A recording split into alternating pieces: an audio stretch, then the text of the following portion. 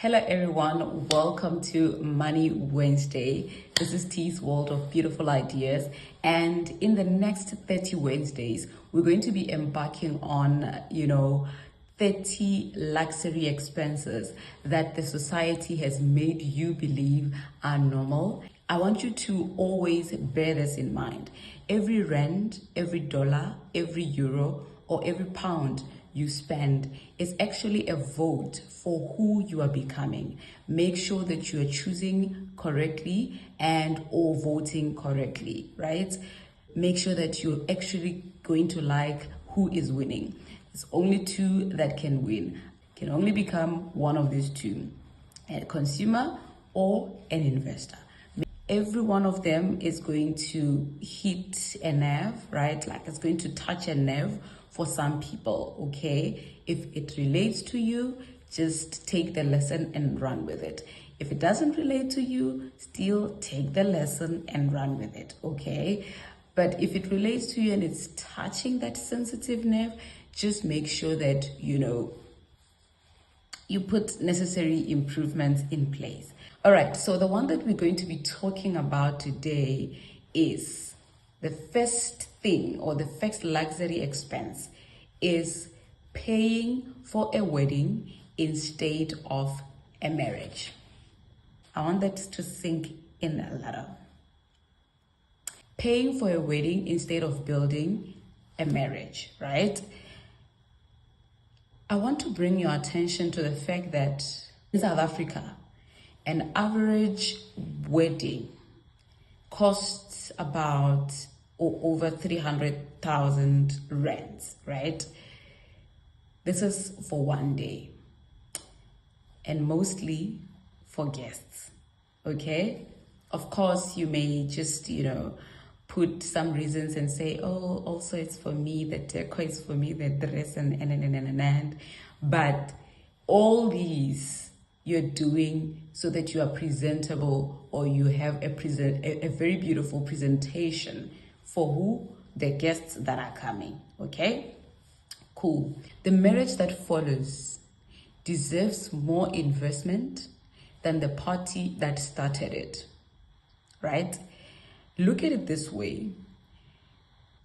After that whole party that you would have heard, which is the wedding, right? You are still going to have bills looking at you with red eyes saying, I gotta be paid, darling. I ain't here to negotiate anything. I need to be paid, right? You have a car, probably you're still, paying it on installment, or two cars. Now, remember, it's both of you. You have a property that you stay in. It's either yours or you're renting it. It needs to be paid every month. That's if you didn't do a cash buy. You have food that needs to be bought every month. And, both of you eat. So those stomachs are not going to be on fasting until you, recuperate, the money that you would have spent on that wedding or on that wedding day, for that wedding, right? One wedding day. You have petrol that you have to put into each of your cars, okay? If you're using one car, you have petrol that you have to put into that car for you to be able to, commute, move from one place to another. So those are just a few costs or expenses that are standard and will always be looking at you in the face to say, honey, I need to be paid. And if you don't wake up to smell the coffee of the fact that society has made you believe that this expense, this luxury expense called a wedding, is something that you can do without, my darling, you will wake up to realize that actually the reality that comes in after the huge one day spending ain't coming easy at you. Okay? So this is something that majority of people in many countries are experiencing. It could be cultural, it could be what, but if you can avoid it, by all means, dlala what you may. If you can't avoid it, also, by all means, just do what you can, right? But always look at it as what it really is.